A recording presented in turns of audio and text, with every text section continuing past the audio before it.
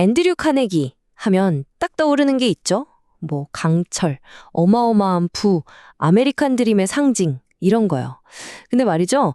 이 거대한 성공 신화가 스코틀랜드의 아주 작은, 정말 작은 다락방에서 시작됐다는 거 알고 계셨어요? 오늘은 카네기가 직접 쓴 자서전을 바탕으로 그 놀라운 여정의 첫걸음을 한번 같이 따라가 보려고 합니다. 자, 모든 이야기는 바로 여기서부터 시작됩니다. 스코틀랜드에 있는 정말 평범해 보이는 작은 오두막집이죠. 아니, 대체 이곳에서 태어난 소년이 어떻게? 역사상 가장 부유하고 또 가장 영향력 있는 인물 중 한 명이 될 수 있었을까요? 이 출발점과 도착점 사이에 어마어마한 간극. 바로 이게 앤드류 카네기 이야기의 핵심 아니겠어요? 자, 지금부터 그 비밀을 같이 한번 파헤쳐 보겠습니다. 그 해답의 첫 번째 단서는요, 바로 그의 어린 시절에 숨어 있습니다. 카네기는 어렸을 때 물질적으로는 정말 가난했어요. 하지만 정신적으로는 그 누구보다 뜨거운 그런 사상적인 열기 속에서 자랐다는 거죠. 자, 그의 세상으로 한번 들어가 보시죠. 와, 정말 강렬한 말 아닌가요? 이게 바로 어린 카네기가 살던 세상이었어요. 그러니까 그의 가족들은 그냥 옷감을 짜는 직조공이 아니라 사상가들이었던 거죠. 그들 사이에서 자연스럽게 특권 계층을 비판하고 뭐 공화지혜가 옳다고 토론하는 그런 급진적인 생각들을 스펀지처럼 흡수하면서 자란 겁니다. 특히 그의 외할아버지 토머스 모리슨이라는 분은 정말 시대를 앞서간 분이었어요. 보통 그때는 글 공부, 그러니까 머리 교육만 중요하게 생각했잖아요. 근데 이분은 그게 아니라는 거예요. 실용적인 기술, 즉 손교육도 똑같이 중요하다고 믿었던 거죠. 이 두 가지가 합쳐져야 비로소 온전한 사람이 된다. 뭐 이런 철학이었는데 이게 어린 카네기한테 아주 큰 영향을 미쳤습니다. 그리고 또 한 명, 그의 인생에 정말 큰 영향을 준 사람이 있습니다. 바로 로더 삼촌이에요.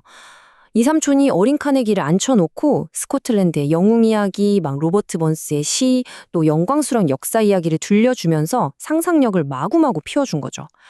특히 우리 영화 브레이브하트로 잘 아는 인물이죠. 그 실제 주인공 윌리엄 월리스가 바로 카네기의 평생 영웅이 됩니다. 하지만 아무리 좋은 사상과 이야기가 있어도 배를 채울 수는 없었죠. 곧 카네기 가족의 삶을 통째로 뒤흔들 아주 거대한 변화의 물결이 닥쳐오고 있었습니다. 네, 바로 산업혁명이었어요. 증기기관이 등장한 겁니다. 이게 뭐 인류 전체로 보면 엄청난 진보였지만 카네기 아버지처럼 손으로 옷감을 짜던 직공들한테는 글쎄요, 이건 그냥 경제적인 사형선고나 마찬가지였어요. 일거리가 또 끊겨버린 거죠. 결국 가족은 모든 걸 버리고 떠나야 한다는 아주 중대한 결정을 내릴 수밖에 없었습니다. 그 여정이요, 정말 길고 험난했습니다. 정든 고향을 등지고 7주 동안 배를 타고 대서양을 건너고 거기서 또 3주 동안 운하보트를 타고 목적지까지 가는데 무려 10주가 넘게 걸린 거예요. 새로운 삶을 찾아가는 그 첫걸음부터가 정말 만만치 않았던 거죠. 그렇게 길고 험난한 여정 끝에 드디어 도착했습니다. 기회의 땅이라고 불리던 미국 피츠버그. 하지만 그들을 기다리고 있었던 건 장밋빛 꿈이 아니라 아주 차갑고 냉혹한 현실이었습니다. 1달러 20센트. 이게 바로 12살 카네기가 받은 첫 주급이었습니다. 해가 뜨기도 전에 나가서 해가 지고 나서야 들어오는 그런 고된 노동의 대가였죠. 근데 재밌는 건요, 카네기는 나중에 자기가 번 그 수백만 달러보다 이때 받은 1달러 20센트가 더 큰 행복을 줬다고 해상해요. 왜냐? 드디어 내가 우리 가족의 생계에 힘을 보태는구나 하는 그 가장이 되었다는 자부심 때문이었던 겁니다. 이 일화를 보면 카네기 가족의 자존심이 얼마나 강했는지 알 수 있어요. 어떤 친척이 와서 앤드류한테 행상이라도 시켜보는 게 어때? 하고 제안을 한 거예요. 그랬더니 어머니가 버럭 불같이 화를 내셨다는 겁니다. 내 아들을 행상꾼으로 만들라고요? 차라리 강에 던져버리겠어요. 하면서요. 아무리 가난해도 품이 없는 일로 자식의 앞길을 막을 순 없다는 어머니의 그 단호한 의지가 느껴지죠. 근데 시련은 여기서 끝나지 않았어요. 그의 두 번째 직업은 정말 생각만 해도 끔찍한데요.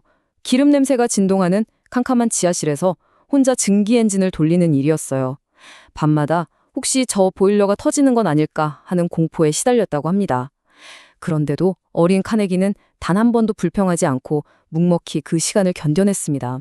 그리고 마침내 그의 인생의 첫 번째 큰 성공이 찾아옵니다.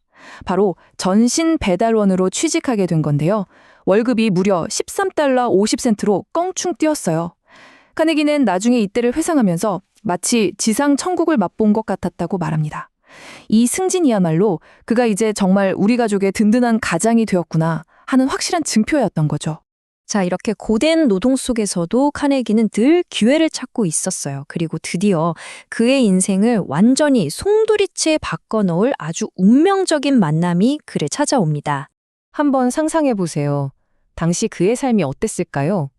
하루 종일 고된 노동에 시달리니까 자기를 개발할 시간 같은 건 거의 없었겠죠.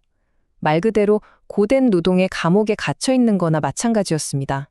바로 그때 정말 예상치 못한 곳에서 창문이 하나 열립니다. 제임스 앤더슨이라는 대령이 있었는데 이분이 자기 집에 있는 책 400권을 동네에서 일하는 소년들한테 무료로 빌려주기 시작한 거예요.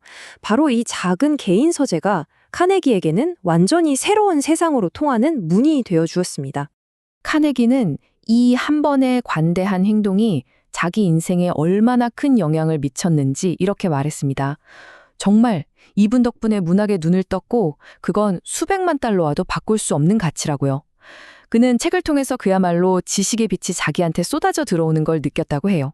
그리고 바로 이 경험이 훗날 카네기가 전 세계에 수많은 도서관을 짓게 되는 씨앗이 됩니다.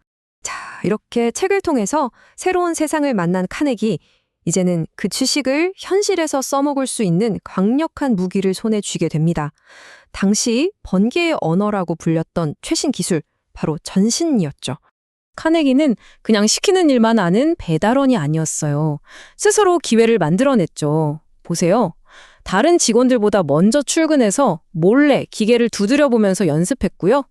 한 번은 아주 긴급한 부고 전보가 왔는데 과감하게 자기가 받아서 처리하기도 했어요. 심지어는 귀로 소리만 듣고 전보를 해석하는 당시로서는 정말 희귀한 기술까지 혼자서 마스터해버립니다. 이런 주도성과 노력이 있었으니까 남들보다 훨씬 빠르게 성장할 수 있었던 겁니다. 기억나세요? 주급 1달러 20센트를 받던 그 소년 말이에요.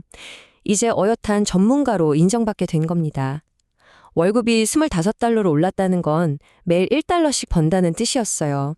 이건 그냥 돈의 액수를 떠나서 이제 내가 드디어 내 힘으로 당당히 섰구나 하는 엄청난 성취감의 상징이었죠.